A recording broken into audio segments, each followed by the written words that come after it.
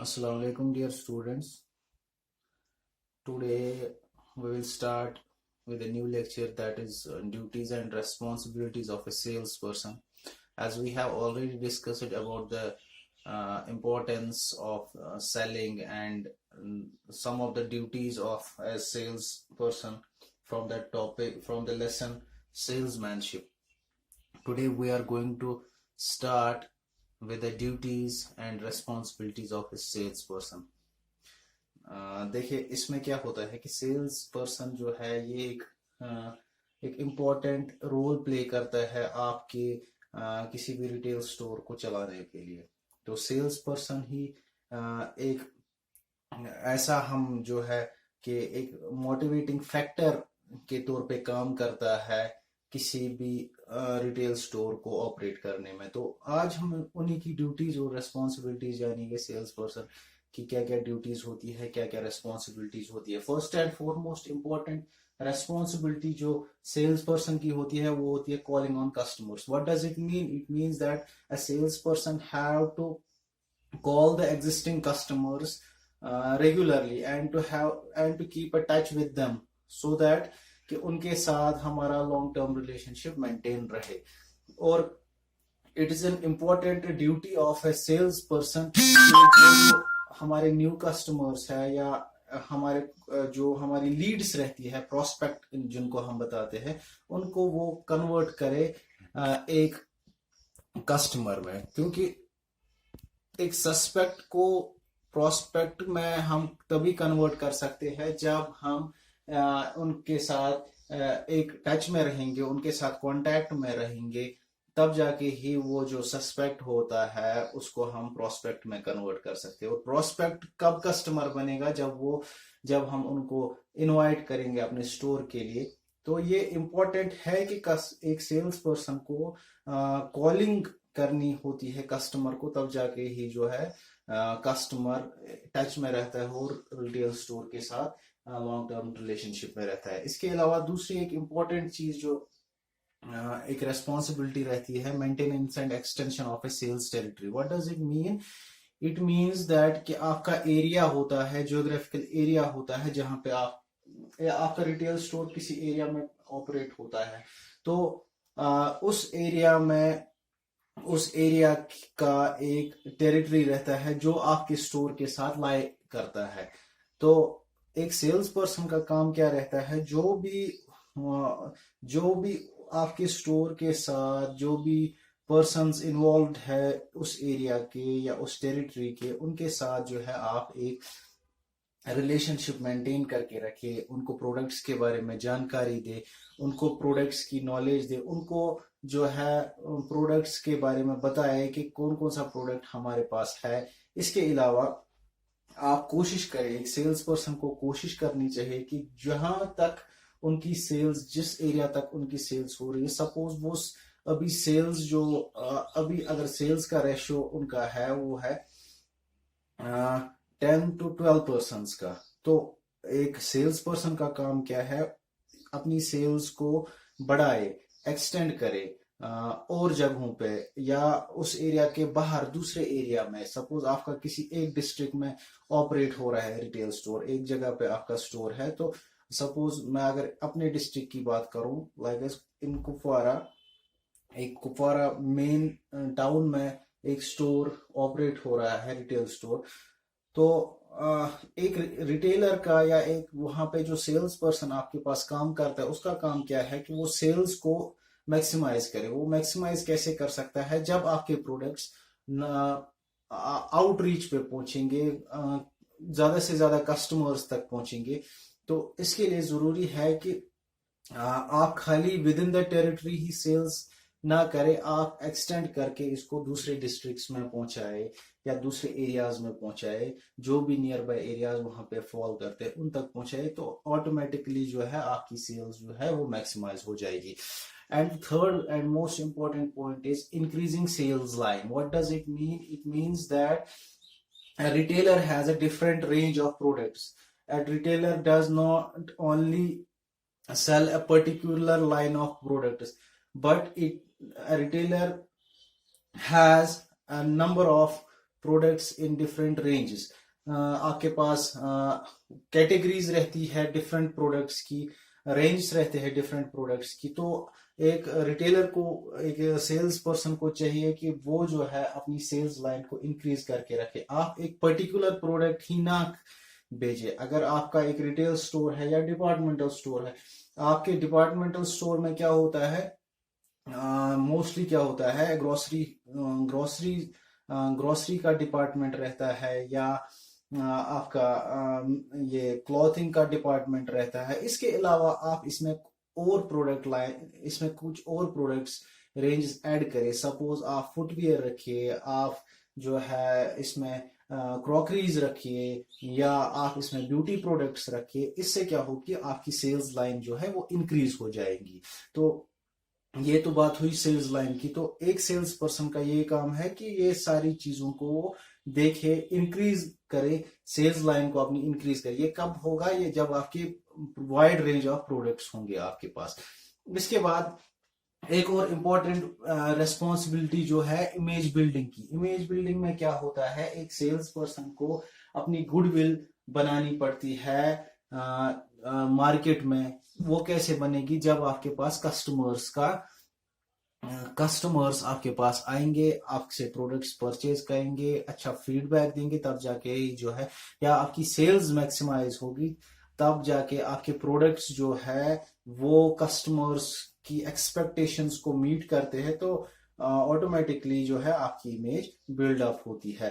तो sales person का ये काम है कि वो अपनी गुडविल को, वो अपनी इमेज को मेंटेन करके रखे, अपनी इमेज को बना के रखे मार्केट में। तब जाके ही जो है आपकी, जब आपकी सेल्स पर्सन की इमेज बिल्डिंग होती है, तो वो अल्टीमेटली स्टोर की इमेज को भी बिल्ड अप करता है। इसके बाद एक और इम्पोर्टेंट पॉइंट जो है रेस्पॉन्सिबिलिटीज में, वो है developing product knowledge. Developing product, देखिए आजकल साइंस एंड टेक्नोलॉजी का जो टाइम आ रहा है, इसमें काफी चेंज आ रही है। प्रोडक्ट लाइंस में काफी चेंज आ, नए प्रोडक्ट्स बन रहे हैं, डिफरेंट वेरिएंट्स में प्रोडक्ट बन रहे हैं, डिफरेंट रेंजेस में प्रोडक्ट बन रहे हैं। क्योंकि जब हमारे पास टेक्नोलॉजी है, हम किसी भी पैटर्न का, किसी भी साइज का, किसी भी कलर का प्रोडक्ट बना सकते हैं, या जो भी कस्टमर्स की एक्सपेक्टेशंस है उनके अकॉर्डिंग हम प्रोडक्ट्स बना सकते हैं, या हम नई ट्रेंड्स डिफरेंट प्रोडक्ट्स के थ्रू मार्केट में ला सकते हैं। अब इम्पोर्टेंट पार्ट ये है कि ये जो नॉलेज है ये कस्टमर तक कैसे पहुंचेगी, ये अवेयरनेस कैसे पहुंचेगी कस्टमर तक। क्योंकि काफी जगह ऐसा होता है कि वहां पे कम्युनिकेशन का ब्लॉकेड रहता है, या कम्युनिकेशन इंफॉर्मेशन नेटवर्क वहां पे नहीं होता है। तो इस वजह से कस्टमर्स तक प्रोडक्ट्स की अवेयरनेस नहीं होती है। और जब कस्टमर्स तक अवेयरनेस नहीं होगी तो प्रोडक्ट्स भी सेल ज्यादा नहीं होगा। तो इसलिए इम्पोर्टेंट, ये काम कौन करता है, ये भी काम सेल्स पर्सन करता है। सेल्स पर्सन का काम ये रहता है कि वो कस्टमर तक, लोगों तक प्रोडक्ट्स के बारे में, जो भी प्रोडक्ट्स आ रहे हैं मार्केट में, जो भी प्रोडक्ट्स प्रोड्यूसर्स बना रहे हैं, मैन्युफैक्चरर्स बना रहे हैं, और वो रिटेल स्टोर में आते हैं, उन प्रोडक्ट्स की प्रॉपर अवेयरनेस लोगों तक पहुंचाए, उन प्रोडक्ट्स की जानकारी लोगों तक पहुंचाए। तब जाके जो है वो प्रोडक्ट सोल्ड आउट हो सकते हैं। तो it is an important part which have to play by the salesperson to give awareness about the products to the customers, to the people who are living in the area or who are living within his domain. So ये चीजें जो है ये करनी एक sales person के लिए important रहती है। इसके बाद एक और इम्पोर्टेंट चीज है डीलर काउंसलिंग का। डीलर काउंसलिंग में क्या होता है, देखिए डीलर्स जो होते हैं वो डिस्ट्रीब्यूशन ऑफ गुड्स करते हैं। जो जहां से डीलर कौन होता है, ये कोई होलसेलर होता है या कोई मैन्युफैक्चरर होता है। तो डीलर एक रिटेलर का या एक सेल्स पर्सन का काम ये रहता है, अगर आपको कोई डीलर गुड्स प्रोवाइड करता है, डिस्ट्रीब्यूट करता है, आप किसी डीलर से प्रोडक्ट्स लेते हैं, तो इम्पोर्टेंट है जो भी प्रोडक्ट्स आप लेते हैं, आप डीलर को बाज़ाब्ता उनकी काउंसलिंग कीजिए कि इस ये जो प्रोडक्ट आप मुझे दे रहे हैं, इसमें प्रॉपर प्रमोशन होनी चाहिए, क्योंकि कभी कभार ऐसा देखा जाता है कि कोई अच्छी क्वालिटी का प्रोडक्ट, कोई अच्छी किसी का स्टैंडर्ड प्रोडक्ट का अच्छा होता है, लेकिन वो मार्केट में नहीं चल पाता because of the less promotion, because of the less advertisement activities done by the dealer. और कभी ऐसा होता है कि कोई प्रोडक्ट अच्छी क्वालिटी का नहीं होता है, एवरेज एवरेज क्वालिटी का होता है, ऐसा हम कह सकते हैं एवरेज क्वालिटी का होता है, लेकिन वो चल जाता है मार्केट में। ऐसा क्यों होता है? क्योंकि उसकी प्रमोशन, उसकी एडवर्टाइजिंग पे डीलर ने अच्छी तरीके से उसको जो है प्रमोट किया है। तो इसलिए इम्पोर्टेंट ये है, सेल्स पर्सन का काम ये है कि वो डीलर की काउंसलिंग करे, प्रॉपरली उनको काउंसल करे कि जो भी प्रोडक्ट्स आप रिटेलर्स को डिस्ट्रीब्यूट कर रहे हैं उसमें प्रॉपर जो है एडवर्टीजमेंट या प्रमोशन होनी चाहिए। तब क्योंकि कस्टमर्स को अवेयरनेस देना जरूरी है। जब कस्टमर अवेयर हो जाएगा तो प्रोडक्ट्स ऑटोमेटिकली जो है वो सोल्ड आउट हो जाएगा। इसके बाद एक और इम्पोर्टेंट पार्ट रहता है इनकी रेस्पॉन्सिबिलिटीज का, सेल्स पर्सन की, वो है एक फीडबैक वो प्रोवाइड करे किनको, प्रोड्यूसर्स को। तो फीडबैक कैसे होगा? जब कस्टमर, एक प्रोड्यूसर जो है वो प्रोडक्ट्स को एक चेन के थ्रू डिस्ट्रीब्यूट करता है होलसेलर के पास, होलसेलर से कोई एजेंट होता है, उसके बाद एक रिटेलर के पास या डिस्ट्रीब्यूटर, होलसेलर रिटेलर के पास वो पहुंच जाता है। तो रिटेलर जो है, रिटेलर का डायरेक्ट कांटेक्ट रहता है कस्टमर के पास। जब आपके पास प्रोडक्ट्स आते हैं, एक रिटेलर के पास प्रोडक्ट्स आते हैं, वो प्रोडक्ट्स कस्टमर तक पहुंचते हैं, तो जो भी प्रोडक्ट्स कस्टमर्स को की नीड्स को मैच करते हैं, वांट्स को मैच करते हैं, जो भी उनके टेस्ट्स होते हैं, प्रेफरेंसेस होते हैं, उनको मैच करते हैं, उन प्रोडक्ट्स को क्या करते हैं, वो ले जाते हैं, वो आपसे बाय करते हैं।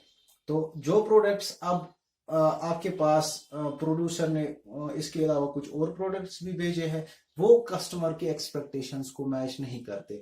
तो एक सेल्स पर्सन का काम यहाँ पे ये रहता है कि वो प्रोड्यूसर को प्रॉपर नॉलेज दे, प्रॉपर फीडबैक दे कि किस हिसाब से जो है प्रोडक्ट्स हमारे पास सोल्ड आउट हो रहे हैं। क्योंकि रिटेलर ही एक ऐसा मीडियम होता है जहां पे एक मैन्युफैक्चरर का प्रोडक्ट जो है वो कस्टमर तक पहुंचता है।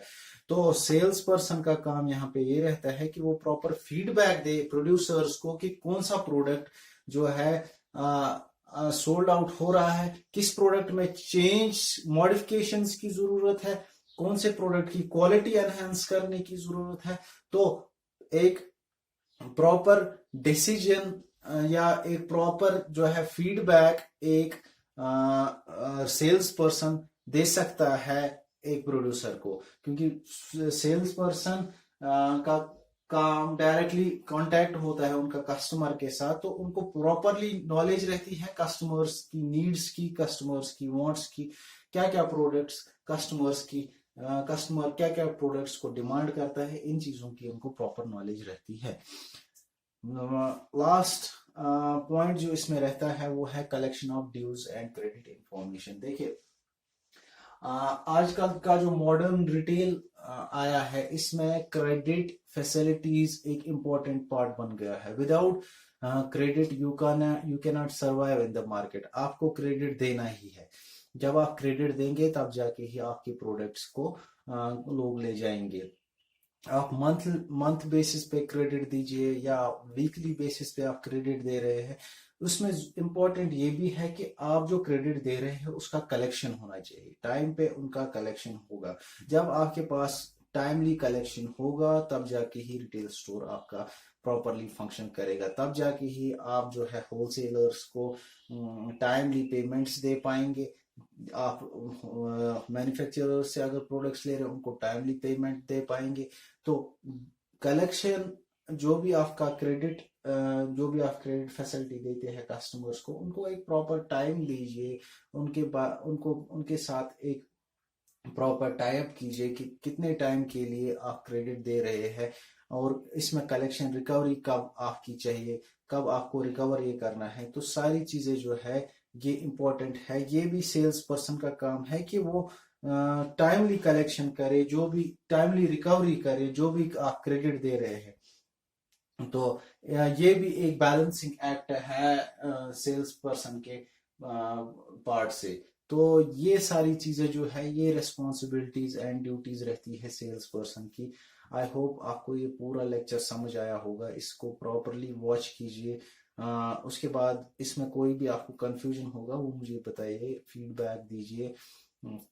उसका हम अलग सेपरेट से सेशन लेंगे। Thank you very much. Allah Hafiz.